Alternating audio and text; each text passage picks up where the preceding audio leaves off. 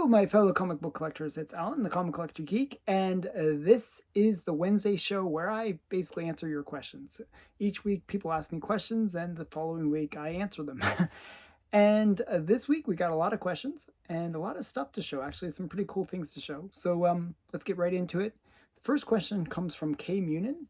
Thanks for your recommendations. Since the topic was discussed in your last live stream, where will the comic you are working on be available for purchase? So I'm working on a comic, and I'll actually kind of reveal a little bit about the comic that I'm working on. Whether it's going to get done or not, that seems to be another question. But what's happened is I started this comic back in I want to say June of last year. And basically the idea of it is it's going to be kind of like a teaser comic for people that don't know much about the Golden Age and want to learn about some of the key female characters, like the sort of the bombshells of the Golden Age. So like Bullet Girl,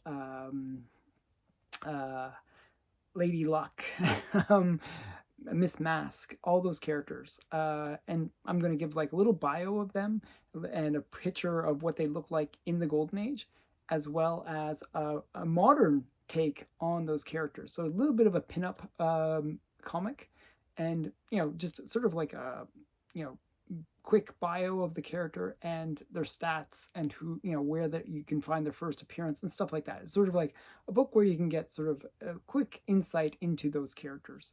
And my goal is just to try to introduce people to the Golden Age and the female characters that I love. So that is what's being worked on now. I've had all the writing is done for it in terms of the bios and stuff like that, but I'm waiting on the artists, and the artists are slow. So we have a bunch of artists that are working on this book. And I've seen some of the artwork. Some of it's good, some of it's not so good. So I said, hey, I don't want the not so good art. And I've just been waiting. I've been waiting. I keep on being told, oh, it's going to be ready in December. Oh, wait. It'll be ready in January. Wait. It'll be ready in February now. I have no idea when it's going to be ready, to tell you the truth. We have a hard set date, like the contract between myself and the artists, that it has to be ready before June. So hopefully it's going to be closer to now than June, but that's as far as I know in terms of when this book will be ready for purchase. What it's going to be is we're going to put it up on Kickstarter, and we'll and when I announce the Kickstarter, I will actually do a big announcement. I'll do a show, and what I'll do is, if anyone's actually interested in purchasing the comics, what I'll do is say, hey, don't buy now, buy it all at once. Like, get everyone to buy at the same time, because that will kind of manipulate the algorithm on Kickstarter to make it look like, oh, this is a really popular book, and it'll boost it up and more people will get to see it. So I'm gonna kind of have like a launch party at some future date for this comic. So yeah, so wait for it. It's got some pretty cool art. The art that I've accepted is pretty great. It's just waiting for the rest of the art to be done. The next question you asked is, what was the most comic books you ever bought at one time? There have been times where I bought like for $10. This is the most I ever bought. I bought like a short box of comics, and basically it was all Bronze Age horror books, which at the time were worthless. Nobody cared about Bronze Age horror, and I bought a short box filled with Bronze Age horror and early Scooby-Doo books. Like they had from 2 to number 6. All in the same box with this Bronze Age horror. So there was some gold key books and this Bronze Age horror all in one short box that I bought for $10. So it was probably one of the best deals I ever gotten, because those early Scooby-Doo books are pretty valuable, and those early Bronze Age horror are getting to be more valuable nowadays. So that was the most I ever bought, was a short box of comics. Some of the conventions I've gone to, I bought a lot too, but never that many at once. The next question comes from J.L. Conrad. Hi, Alan. Great video. I love seeing all the comics you've shown, especially Strange Tales 89. Did you watch the video that came out last week about the Okajima Pedigree? What did you think of it, and do you think the story changes the monetary value of these comics? Do you have comics from this pedigree? Thank you.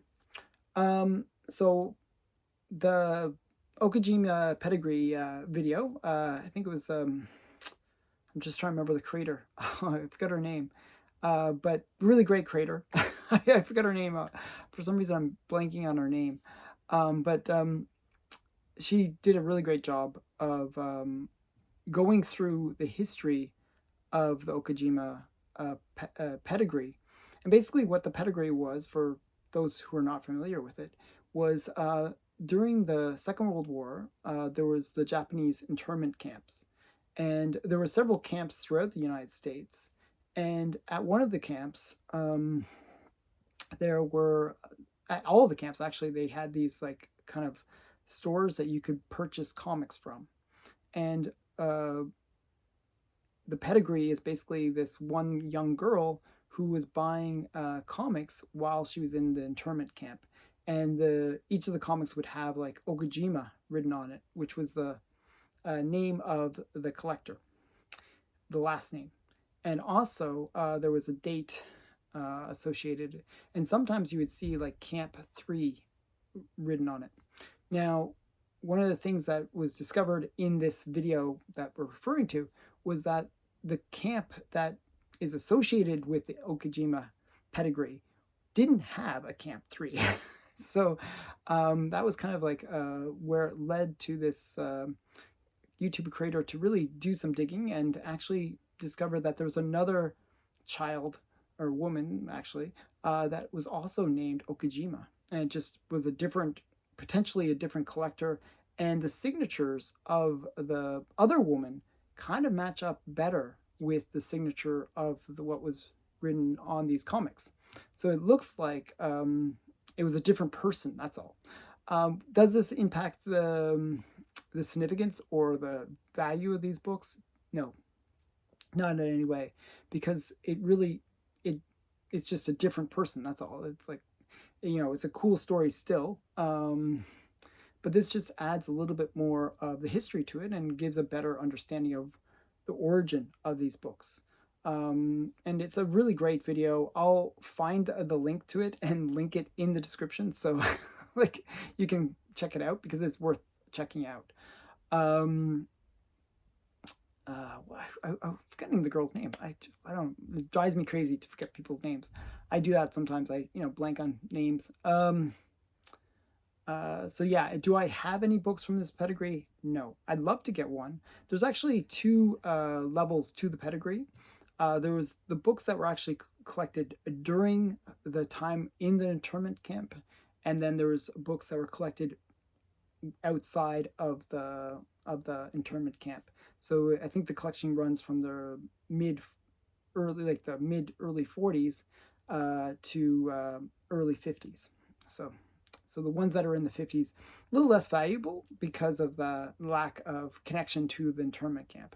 It's just cool that these books had been saved from the internment camp. And it's a fairly big collection that were actually from the internment camp, which is pretty amazing that they were saved for all that in that circumstance. Okay, next question comes from I Like What I Buy. Do you have Roger Rabbit number 12? Bondage cover? No, I don't. I actually checked it out. It's a pretty cool Bondage cover with Jessica Rabbit. And it actually goes for pretty big money. I was surprised how much it goes for, like $50 to $100 range. And can you show lesser known banned Disney books? Thank you as always. I actually brought a bunch of banned Disney books. We're going to start out with the one that probably started the conversation, which is this one. And this was recently banned, only a few years back. This is Uncle Scrooge number 295. And this was like the official reason for why this one was banned was because of diversity, equity, and inclusion. It did not fit with the current beliefs at Disney. So they didn't like this character in particular. And he's kind of like a zombie character, actually. And then this is from Don Rosa. He did the cover and art, and it's just a really great story. It's a shame that they ban it. They are too woke for their own good. So yeah, so this is a really sad one that they banned, but they did ban it. So they will not be printing it ever again. Okay, so that's the first one. Similar idea, actually, is the next book I'm going to show, which is 4-color 129, and this is Uncle Remus and the Tales of the Brer Rabbit.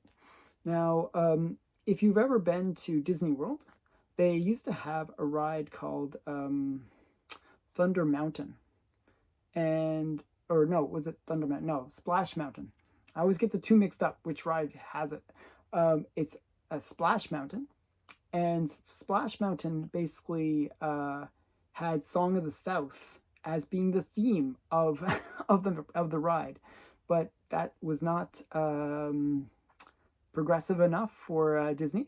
So because like in the Song of the South, it's a really great movie actually. I don't know why Disney is so dumb in some of the things that it does, but Song of the South, good movie, actually a pretty good movie. Zippity Doo Dah is from that movie, but it shows us the time period after the slavery had been wiped out of America, and they have this black man who is basically a happy slave, like was, and it just I don't know why they are against that somehow.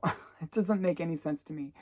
But this is the story of Uncle Remus, and that's the character, Uncle Remus. And basically, that is not progressive enough for Disney nowadays. So they basically have removed the ride, and they're revamping it to be now the Princess and the Frog character. Tara, I believe. I forget the girl's name. So, but it's the Princess and the Frog girl. Taya? It's something with a T. You guys can correct me in the comments. As I said, I'm terrible with names. Yeah. So basically they're revamping the ride to make it politically correct. And yeah, so this character, this Uncle Remus stuff, totally gone. Song of the South, gone. So this is that one. The other one that's kind of in the same vein is this one, because it also is about Song of the South. So this is a 4-color 208. So these two books kind of fall into that same reasoning. Next book is an interesting one, and this one actually I can kind of understand, just because modern understanding of things might not be as appreciative of this, but terms change over time, and people don't understand that language changes over time. And at the time of this book being created, the language was different. I'm just trying to give a little bit of context. This is from 1934, and it is Mickey Mouse Annual. And at the time, you could use the N-word without any repercussions. It wasn't considered a bad word. It actually was at the time used as a term, actually as expressing affection towards somebody who is of dark skin, and that's how it's used in this book. This book is littered with the word, the N-word, and this book would be a banned Disney book because they cannot republish it because of the N-word usage. But it's a very cute book, very thick pages, and very nice artwork inside. Very cute story. Yeah, Mickey Mouse Annual #1 from 1934. So that's another banned one. The next one is not really a Disney book, but it is one that is parodying a Disney book. This is Air Pirates Funnies #1. And this is one where Disney had some issues with it. You can see this is parodying actually this book right here. A little big book. You can see it's like the same exact cover. Okay. But this one was made by I forgot the guy's name. Bobby London. And so it's banned from the future sales and reprinting after a settlement with Disney lawsuit. Dirty Duck and Duping Dan appearances. So this basically was, the guy actually set out to get sued by Disney. That was his purpose. So he basically showed Disney in sexual scenes, in smuggling drugs. It's like you can see dope attached to the back of this plane. It's a pretty wild book, making fun of Disney, and they got sued. So rightly so. But adults only, it says on it. So those are the banned ones that I have. I'm sure there's others, but I'm not familiar with the titles. Okay, next question comes from from William Barrett. Could you explain the ABC and so forth for the original cover in relation to the variants and how the barcode denotes which is which? Okay, so I brought an example of that. I had to find one where I had multiple covers. So here's Catwoman 59. So this is Catwoman 59, Catwoman 59, and Catwoman 59. Now these are the three versions of this cover. Same cover, same comic, different covers. And if you look, now I'll show you how this one works. You can see right in here. I'm going to try zoom in so you can see. You can see the barcode, and it'll say above it variant cover, right? The David Nakayama cover. Now you'll notice right above this one. Let me see if I can zoom in. I don't know if I can get it to focus, but you'll see on the cover it will say, actually this is the A cover because it says 05911. So what does that mean? 0 just is 0, it's nothing. It's just they need that many spaces for most comics can go up to like 100 issues. Well, they leave that extra space for issues like that. If it goes up to 1,000, they would have to have an extra number there. But so it's the 59th issue, and then the first one represents which cover it is. Is it the A cover, B cover, so forth? Now, if it's the A cover, it gets a 1.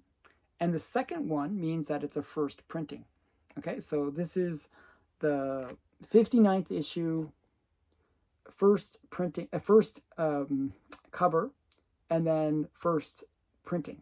Okay, and you'll see the difference. Like if I can zoom in, I don't know if this is going to work, so bear with me. I am going to try. This is a variant cover. This is the C cover, because you'll see that it says 059, which is issue 59, 2, or 3 actually, 3 and then 1. I'm not sure if you can see that. Hopefully you can see that, okay? So that 3 means that it's the C cover, and that 1 means that it's not a reprint, it's a first printing. If you see a 2 there, that would be a second print, okay? So this is the C cover of this book, okay? So I hope that explains the different things, and it would just go up based on how many variants there are. Hopefully that helps.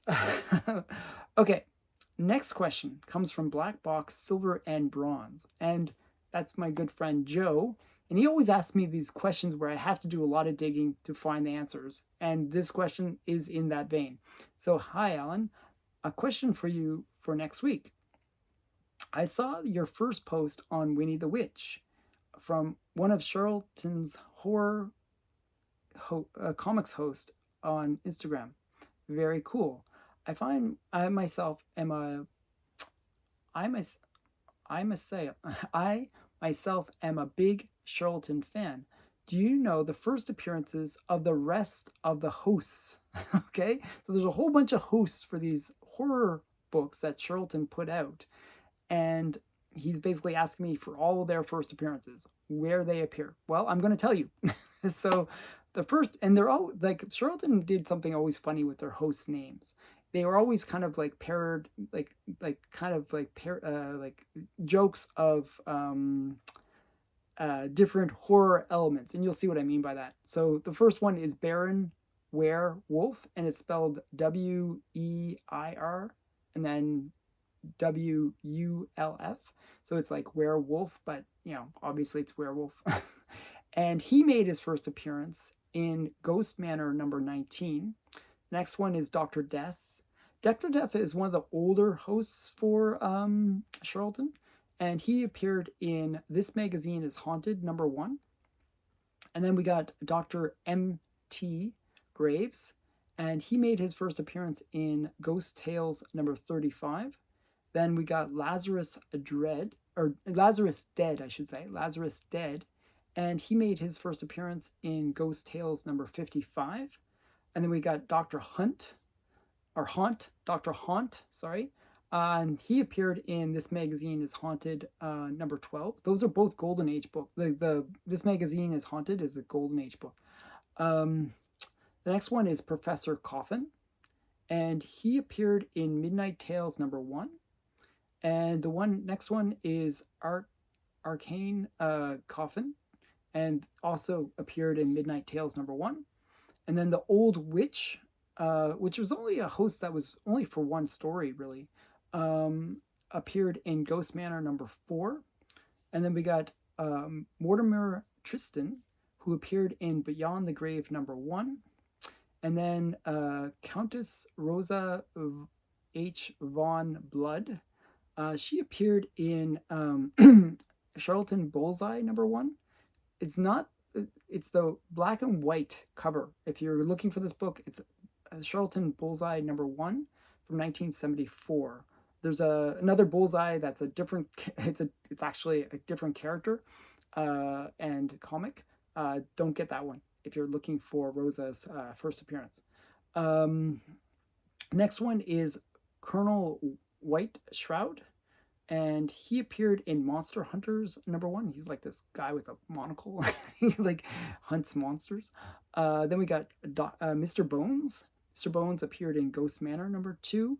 And then we have the last one is Mr. Dee Munn, and he appeared in Creepy Things number 2. So those are all the various hosts for Charlton comics. And it just shows you how many various titles that Charlton had. They're pretty broad number of titles.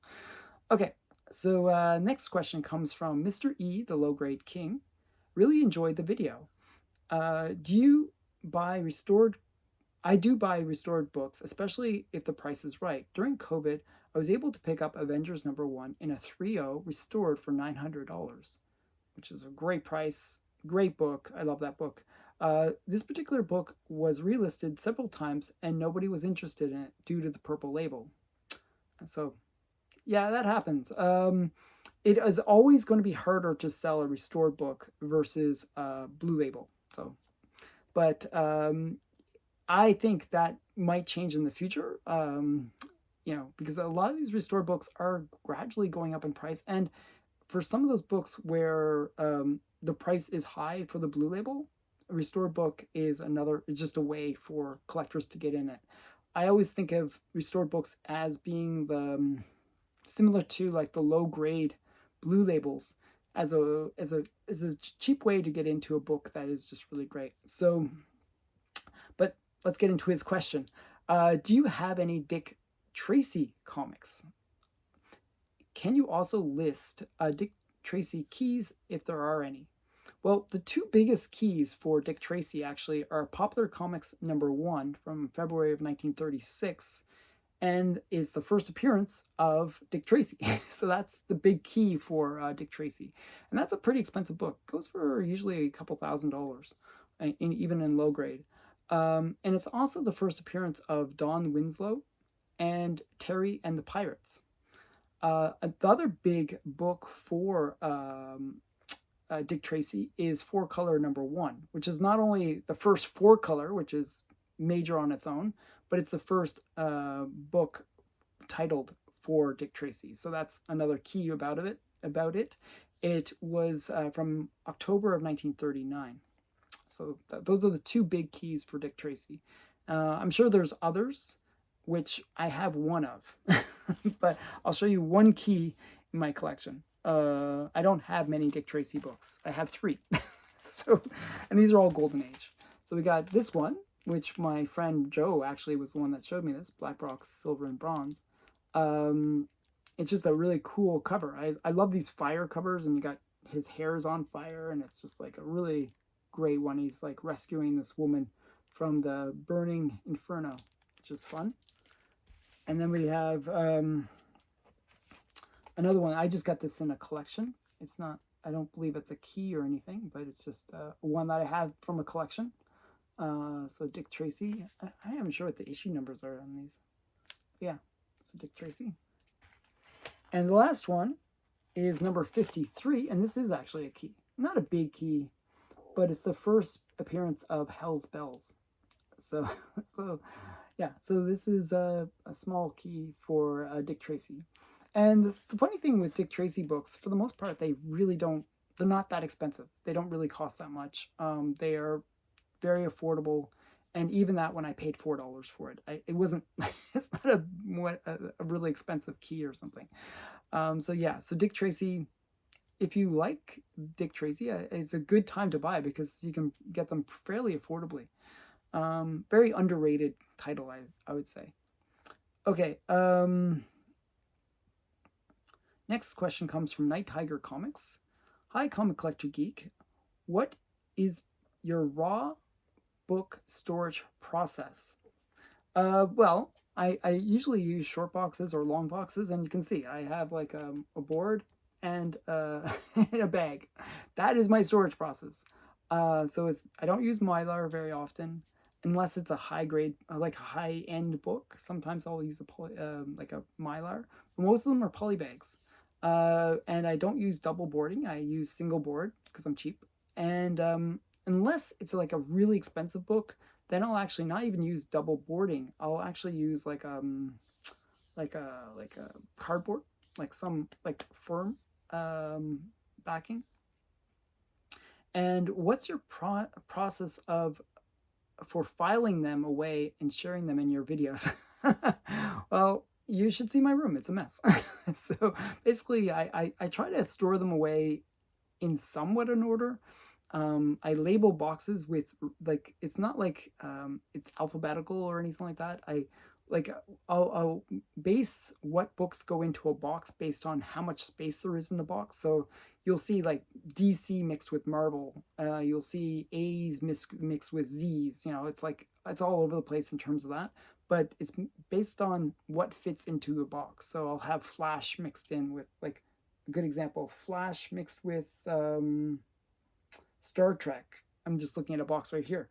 DC Zeros, Guardians, and Gen 13. Okay, so like it's just like what fits into the box, and just, you know. So my organization is a little bit weird, but at least I try to label the boxes. So if I do a quick scan, I can find which books are in that box. That's basically what I've been doing. With the modern books, my organization is out the window. I really need to organize my modern books because right now I have a lot of books that really need to be organized by the title, which I haven't done yet. So I'm a little bit behind on my organization. I got to have more time in life. I just don't have enough time. And what's the last comic book you've read all the way through? Okay, so actually, before recording this video, I was reading the Young Avengers from 2005 run. I think I'm on issue 3 or 4 right now. I think I'm on, no, 4 or 5 actually. So what happened was I was doing a live stream last week on Big Ishak's channel, and I showed Young Avengers #1, which I had never read, actually. I picked it up out of FOMO. I paid like 20 bucks for it. It was one of those books that went crazy during COVID, just became like a few $100 book. And I was like, so I picked it up at the right time, never read it, and just had it in my collection. And I showed it in like one of these, things, and people asked, "Oh, who are the people on the cover?" And I'm like, I have no idea. I really don't know. I was trying to guess at who they were, and I didn't really know. So I figured, hey, I better read this thing so I won't embarrass myself too much in future videos. So I decided to read it. It's not a bad story, actually. It's quite interesting. It has like a new team of young Avengers, and they're basically a bit misfit-like because they really they get into more trouble than actually save people. But basically, it gives their origins, and it explains that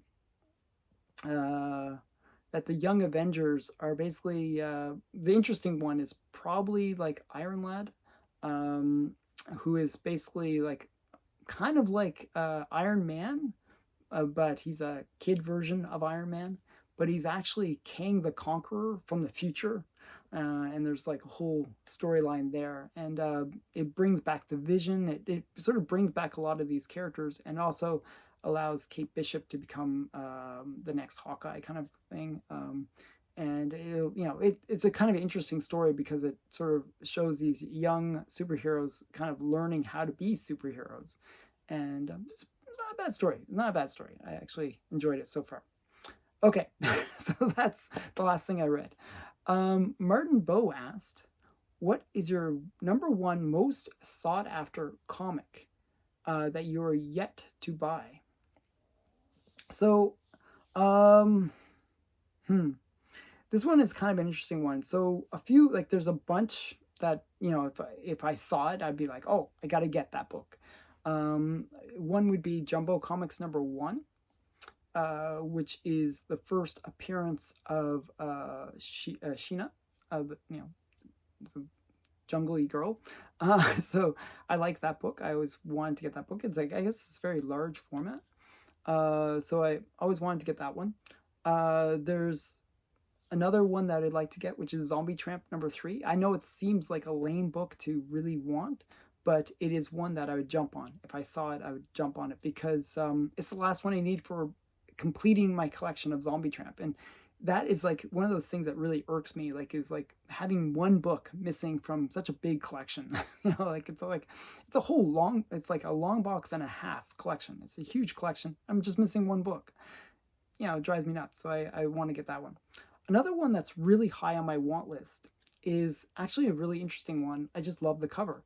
It is Popeye Classics #30, and it's like a retailer incentive variant. I just love the cover. I just think it's really cool artwork.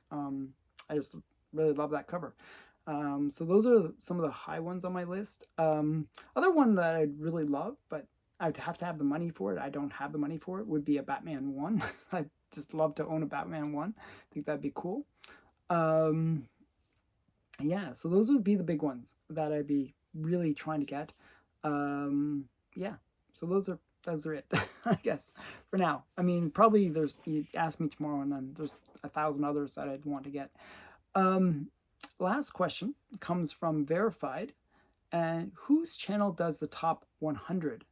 I couldn't understand what you said. Comic makes musing at around the 15-minute mark. Please let me know. Thank you. So basically, Comic Mag, like magazine, Mag, M-A-G, Musings, got that right. He basically does a channel, and I'll link it in the description as well, where he shows his unboxings, he shows all his stuff, but he also does these top 100 videos as well, where he shows the top 100 horror comics, top 100 crime comics, and they're very interesting because you get to see what he picked. It's his list, so he picked the best covers from these titles, and he gives a little bit of the key notes about them, like who's the artist, what year is published, who's the publisher. So very, very simple videos, but very, very informative. And I really like them. So definitely check out his channel. I will link it in the description. So if you're interested in watching those top 100 videos, go to his channel and definitely give him a subscribe because he's a really good creator. Okay, so that's it for this week. If you have a question that you want to ask me, well, put it in the comments below and I will do my best to answer it. And thanks. If you haven't already, please subscribe to the channel and give me a like because I did a lot of work for these videos and I really hope I earned it. So thank you again. Bye for now.